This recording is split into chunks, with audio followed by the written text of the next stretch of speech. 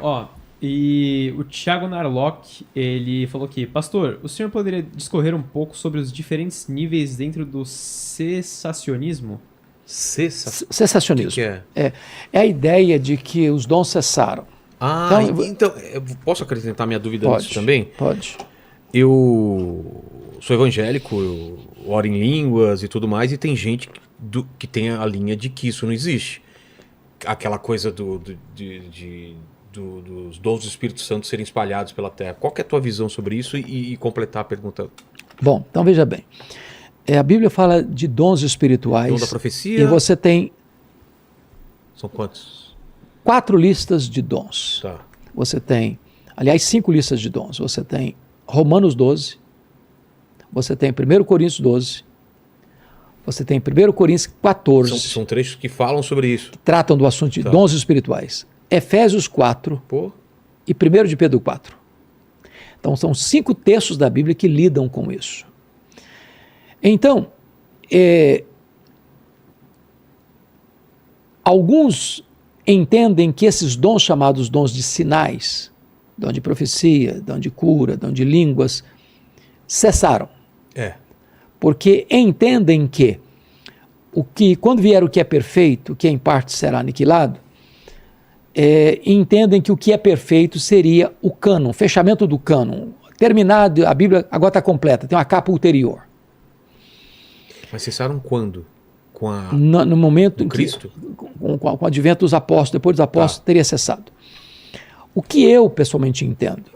Eu entendo que os dons são contemporâneos, mas não entendo, sou cessacionista, não entendo que aquilo que as pessoas chamam do dom é dom. Por exemplo, Entendi. não creio que dom de profecia é eu dizer para você, meu servo, como se eu estivesse trazendo uma revelação nova para você. Entendi. Isso não é dom de profecia. Isso é o quê? Dom de profecia na Bíblia é expor as Escrituras. É quando você abre a Bíblia, explica a Bíblia, prega a Bíblia, Entendi. aplica a Bíblia. Isso é dom de profecia. Isso existe. Isso existe. Ah, tá. Eu não creio, por exemplo, que o dom de apostolado é que hoje tem os apóstolos. Não, eu creio que nós tivemos os apóstolos e que hoje nós temos o dom de apostolado. Diferente.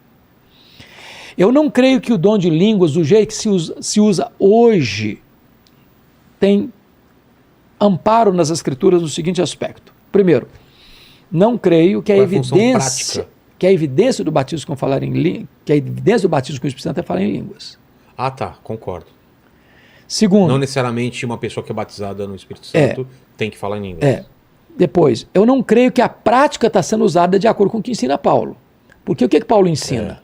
O que Paulo ensina? Paulo não proíbe falar em línguas. Mas ele diz o seguinte, tem que ser no máximo 2 ou 3, um depois do outro, e que haja intérprete. Ele diz, eu prefiro falar na igreja 5 palavras que todo mundo entenda que falar 10 mil que ninguém entenda. Então, o que você tem visto às vezes nas igrejas? O cara está fazendo uma oração diante da congregação, no meio da oração dele ele entremeia algumas palavras lá, não são conhecidas. Tá. Quebrou o princípio, que ele não pode falar sem que haja intérprete. Esse é o primeiro aspecto. Aí você está numa congregação... Porque senão não tem uma função prática. Não tem prático, não tem inteligência. Tem não alguém falando uma coisa que ninguém entende e não tem alguém para interpretar. Exato. Então, a congregação reunida... Porque a língua, na teoria, é para edificação própria, não para os outros. Eu vou entrar nesse ponto aí. Entrar nesse ponto aí. Tá a congregação toda e todo mundo começa a falar. Está errado, porque tem que ser com ordem. Tem que ser no máximo 2 ou 3, um depois do outro, e que haja intérprete. Então, se a prática está errada, não deva funcionar. Agora, mais ainda, é muito comum você escutar a seguinte interpretação. A pessoa está falando em língua, e a outra diz, meu servo, e começa a dar uma mensagem de Deus para a pessoa interpretando as línguas. Está errado de novo. Por que está errado de novo? O que Paulo diz? Quem profetiza, fala a homens. Quem fala em línguas, fala a Deus. Então, línguas é sempre oração e nunca pregação. Se houver a interpretação, tem que interpretar a oração e não a pregação, porque aí é profecia. Entendi. E língua não é profecia. Língua é com Deus. É oração. Então, é oração. O nosso saudoso Juan Carlos Ortiz diz que línguas é o dom de pijama, é o dom da sua intimidade com Deus. Não é para ser mostrado. É da sua intimidade com Deus. Então, Paulo não proíbe falar, mas orienta como falar. Então, quando eu digo para você... Mas qual é a função? Por que... Autentificação. É? Para autentificação. É por isso que na colocação de Paulo é o dom menos importante. Porque todos os dons são dons para edificação do corpo. Se não houver interpretação, não vai edificar o corpo. Quem fala, fala em mistério. Ele nem sabe o que está falando. Entendi. E isso, o que tem a ver com o Pentecostes? Ou não tem relação? O Pentecostes, veja bem, embora eu não tenha unanimidade nessa opinião, mas entendo que